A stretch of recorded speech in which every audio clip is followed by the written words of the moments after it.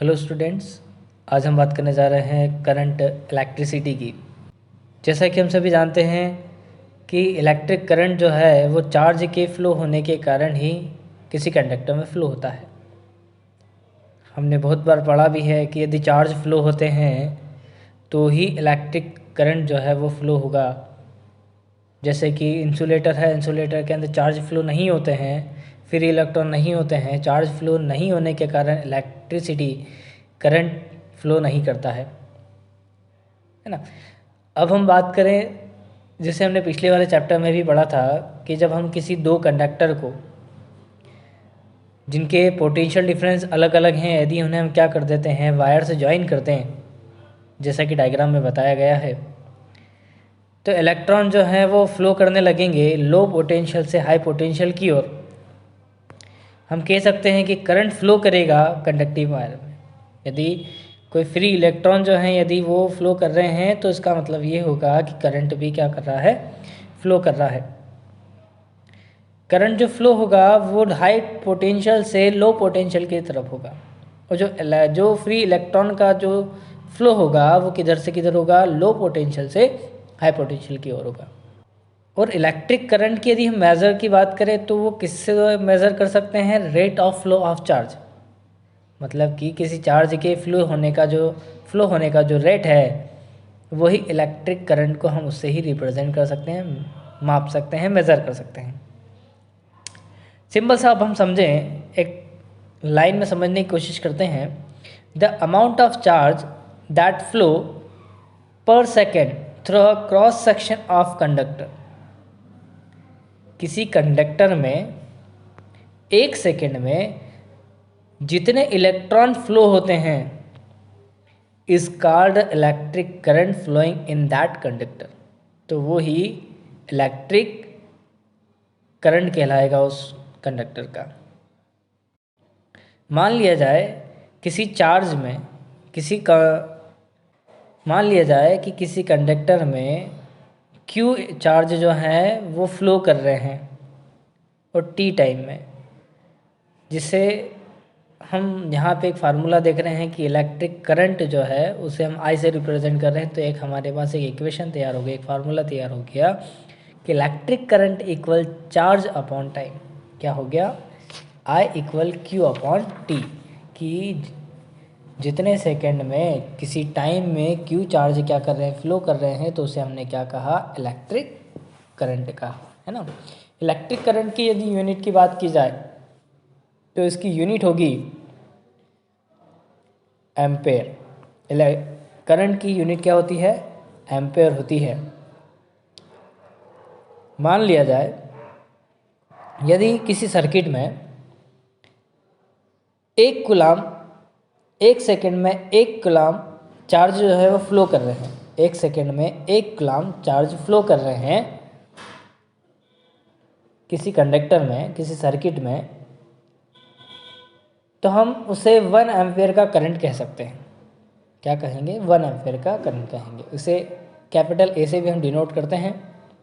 और 1 एम्पेयर के अंदर कितने इलेक्ट्रॉन होते हैं, या 1 एम्पेयर के करंट में कितने इलेक्ट्रॉन होंगे, तो 6.25 इंटू 10⁻18 इलेक्ट्रॉन पर सेकेंड। 1 एम्पेयर करंट तब होगा जब 1 सेकेंड के अंदर 6.25 इंटू 10⁻18 इलेक्ट्रॉन जो क्या करें, फ्लो करें, तब उसे क्या कहा जाएगा, 1 एम्पियर कहा जाएगा।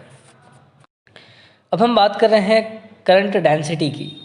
करंट डेंसिटी क्या होता है, समझते हैं।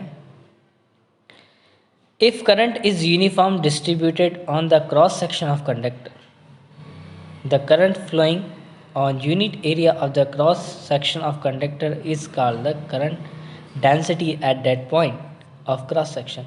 It is represented by the letter J। जैसे कि हम जानते हैं कि जो करंट है वो किसी कंडक्टर में सब जगह पर एक जैसा ही होगा, ऐसा नहीं होगा कहीं पे ज़्यादा कहीं पे कम, सब जगह पर उसके अंदर जो चार्ज है वो यूनिफॉर्मली डिस्ट्रीब्यूटेड है।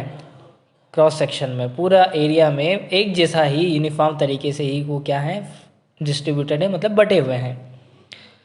तो यूनिट एरिया के अंदर जितने भी करंट फ्लो करेगा, एक यूनिट एरिया हमने ले लिया, क्रॉस सेक्शन एरिया हमने लिया है, 1 मीटर स्क्वायर हो, 1 सेंटीमीटर स्क्वायर हो, तो उसके अंदर जितना भी करंट फ्लो करेगा वो उसकी करंट डेंसिटी कहलाता है, उस पॉइंट की, है ना, जिसे हम जे से रिप्रेजेंट करते हैं।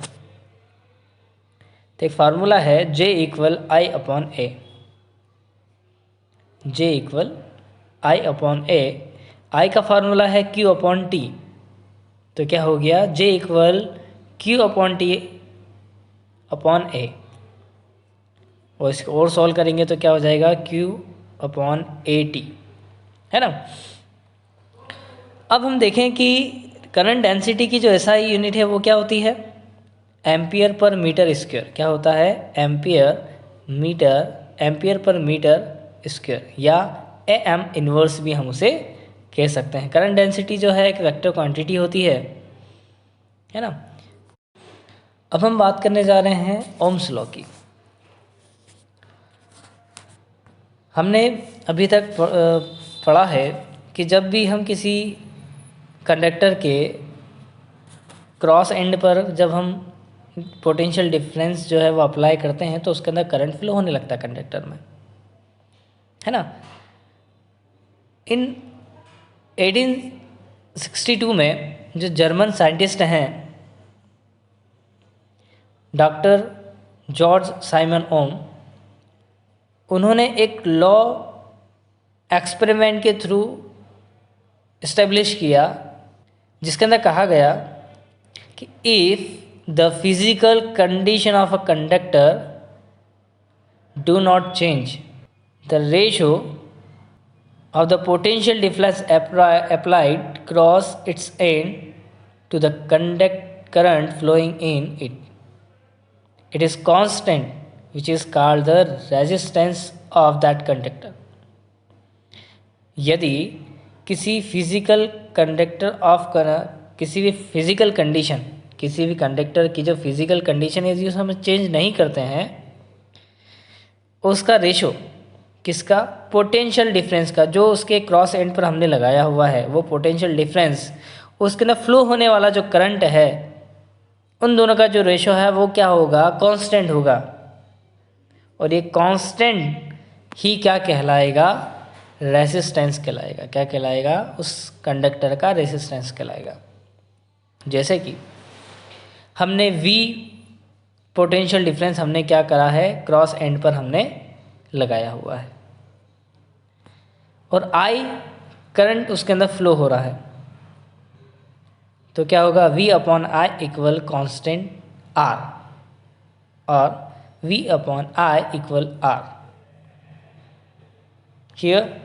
यहाँ पर R जो है वो रेजिस्टेंस है ऑफ गिवन कंडक्टर का, साथ ही साथ यहाँ पर हम जो टेम्परेचर है वो कांस्टेंट यदि रखते हैं तो रेजिस्टेंस भी कांस्टेंट होगा। पहली चीज़ डेफिनेशन में भी है कि हम फिजिकल कंडीशन उसकी चेंज ना करें, तो रेजिस्टेंस भी क्या होगा, कांस्टेंट होगा।